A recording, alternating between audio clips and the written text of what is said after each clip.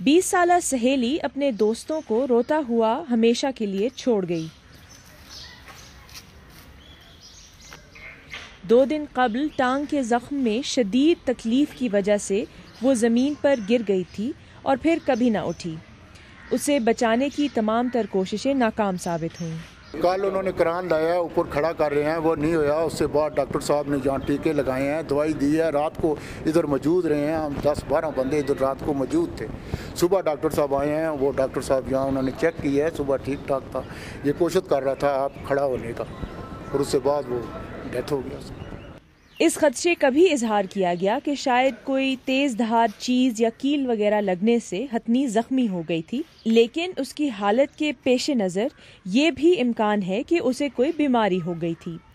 اس خدشے کا بھی اظہار کیا جا رہا ہے کہ کہیں ہتھنی نے کوئی زہریلی چیز نہ کھا لی ہو۔ چڑیا گھر کی انتظامیہ سہیلی کی بیماری کی تشخیص نہیں کر پائی ہے۔ ہمارے پاس زو میں ایک پیر تھا، میل اور فیمیل، اور میل 25 سال کا ہے اور فیمیل جو تھی سہیلی جو پروسیس یعنی ایکسپائر ہوئی ہے، جس کی ڈیتھ ہوئی ہے، اس کی 20 سال عمر تھی۔ کوتاہی پہ کہ وہاں 6 بندوں کی ٹیم ہے، ایک بندے کو تو میں نے فوری طور پہ سسپینڈ کر دیا تھا۔ اب اسلام آباد کے اس چڑیا گھر میں محض ایک 25 سالہ ہاتھی باقی بچا ہے۔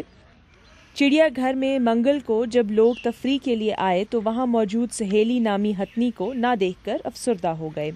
بس پھر دیکھ کے بڑے ڈس ہارٹ ہوئے ہیں کہ اتنی دور سے ہم وہاں سے آئے ہیں، واہ کینٹ سے، لیکن ایلیفینٹ بچوں کو دیکھنے کو نہیں ملا ادھر کہ ڈیتھ ہوگی۔ دیکھیں ہمیں ہاتھی دیکھنے نہیں دیا، ادھر چلے جاؤ۔ معلوم پڑا کہ ہاتھی جو ہے اس کی ڈیتھ ہو گئی ہے، جو ایگزیکٹ صورتحال تو اس کا بھی معلوم نہیں کہ کس کی غفلت کی وجہ سے ہوئی، لیکن ایک انٹرٹینمنٹ جو تھی بچوں کے لیے وہ ختم ہو گئی۔